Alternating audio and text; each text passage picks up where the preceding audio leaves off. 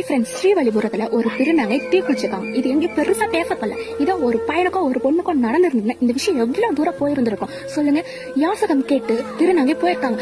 அங்க போலீஸ், அங்க உள்ள போலீஸ்ங்க இங்க யாசகம் கேட்க கூடாதுன்னு சொல்லிக்கிறாங்க. உங்களுக்கு அமௌண்ட் தர விருப்பம் இல்லைன்னா நீங்க அவங்கள அவாய்ட் பண்ணிட்டு நீங்க போயிருந்திருக்கலாம். அங்க உள்ள போலீஸ் அவங்களோட மொபைல, திருநங்கையோட மொபைல புட்டிங்கிட்டு ஏதா இருந்தாலும் ஸ்டேஷன்ல வந்து பேசிக்கோங்கன்னு சொல்லிட்டு போயிட்டாங்க.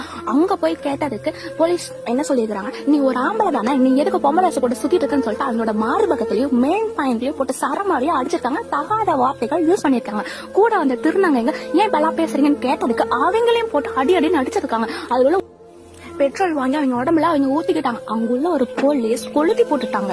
ஏங்க நான் உனக்கு கேக்குறேன், நமக்கு எப்படி இந்த இடத்துல சுதந்திரமோ அதே மாதிரி அவங்களுக்கு இந்த இடம் சுதந்திரம் தானங்க. அவங்க யாசகம் கேட்டு போறாங்கன்னா, இப்போ படிச்ச படிப்புக்கு அவங்களுக்கு வேலை இருந்துச்சுன்னா அவங்க போக மாட்டாங்க சொல்லுங்க. அது போற இடத்துல நல்லாவா அவங்க ட்ரீட் பண்றாங்க சொல்லுங்க. ஒரு சக மனசுனாவா பாக்குறாங்க? அது ஒண்ணு கிடையாது. அவங்கள ஒரு மனுஷன் தானங்க. எனக்கு தெரியாம தான் கேக்குறேன். அவங்க திருநங்கையா பிறந்தது அவங்க தப்பாங்க. இப்போ அந்த திருநங்கை ஹாஸ்பிட்டல்ல உயிருக்கு போராடிட்டு இருக்காங்க. திருநங்கை அக்காக்கு நீதி